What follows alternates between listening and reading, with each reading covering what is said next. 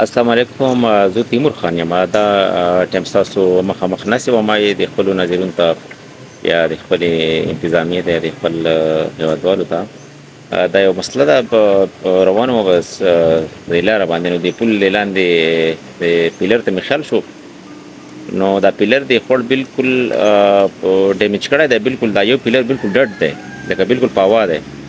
نو یقیني طور سره چې دا کله ډډېږي، دا لاندې بنیاد ښکاره کېږي، نو دا خو به غورځېږي. نو چې کله دا غورځېږي، د دې غورځېدو سره به بیا دا پل هم ورسره غورځېږي. چې کله پل وغورځېد، نو بیا خو دې نه ډېره غټه مسله جوړېږي، ځکه چې پل خو بیا د هغې رغول او د هغې نه د ټولو نه غټه خبره، د هغې نه خلکو تکلیف چې پل وران شي او وغورځېږي، نه خو بیا په میاشتو بیا جوړېږي اکثر نه.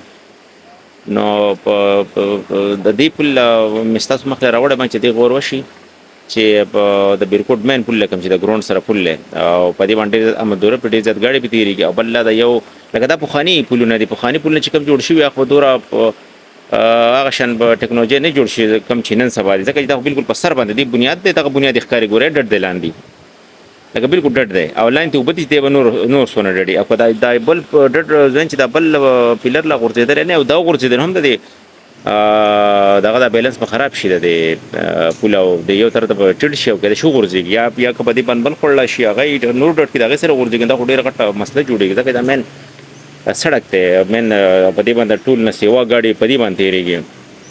نو د دې دپاره په دې غور پورې ته سره وکړی شي. دا دومره مسله نه ده، اوس په وړه مسله ده، یا ډکون وکړي، یا ولا ډیزي له فرش وکړي، یا پکې دغه څه وټه مټه څه اندازه ولا برابر کړي چې دا نور په کته نه راځي، ځکه چې دا ډډېږي نو خامخا ډډ شي. او خوړ خو ډېر ناکاره او ډېر قهري دغه نو هغه پل ونه غورځوي. پل به ډېر زیات خلکو ته بیا مسلې جوړوي. نه دې فوراً غور پکار دی، بالکل دا تلو والا دی، لکه دا ایز ا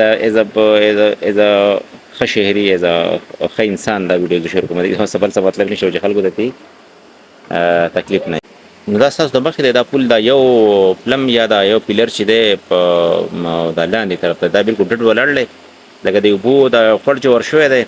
نو دې د وجې نه دا خو پخواني پلونه دي، نو دا خو په بنیادونو یې مخه دونه جوړ به نه کړي.